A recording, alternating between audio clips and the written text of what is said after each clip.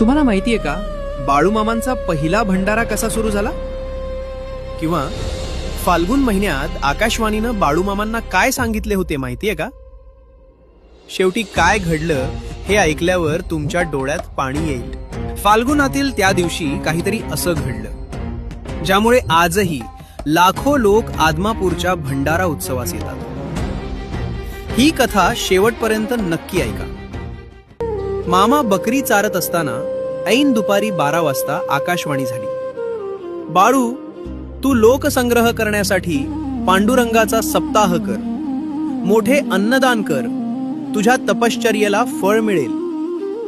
मामा या गोष्टीचा मनापासून विचार करू लागले. मामांचेकडे अनेक प्रकारचे भक्त अनेक मनोकामना घेऊन येत व त्यांच्या मनोकामना मामा पूर्ण करत.